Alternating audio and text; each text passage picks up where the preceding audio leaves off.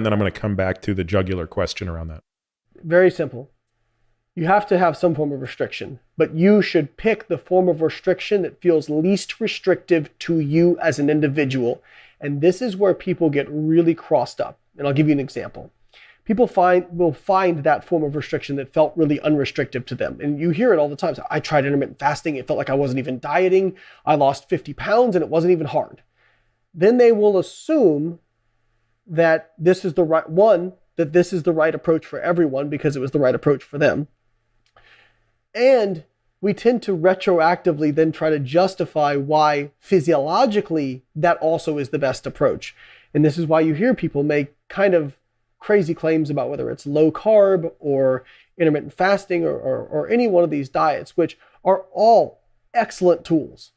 People think that I don't like ketogenic diets or that I don't like intermittent fasting or anything like that, and that's not true. I just am not a fan of insane claims about those particular diets. And I think part of the problem is people will say something like, well, I tried restricting calories, that didn't work. I went on a ketogenic diet and I was eating more and lost weight. You probably felt like you were eating more. But unless you were weighing out, again, you were weighing out. And the other thing that we should talk about is when you go to a ketogenic diet where you have really, limited food choices, there's not a whole lot of options for snacking. Like there's not really, like you're mostly eating kind of like defined meal foods, right?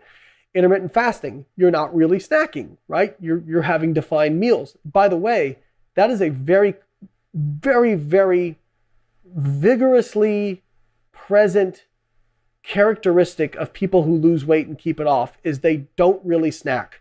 They have defined meals.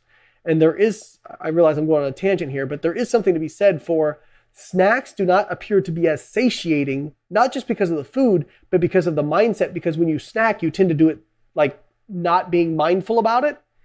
And it doesn't have the same satiety effect. So one of the things we tell our clients is, hey, stop snacking. Not that, again, if you like snacks and they work for you and you can fit them in your calories, it's fine. But if you're having trouble, try stop snacking. And they say, oh my gosh, like I didn't even really feel like I was that less hungry. And all of a sudden I'm losing weight again. Cut 300-400 calories out.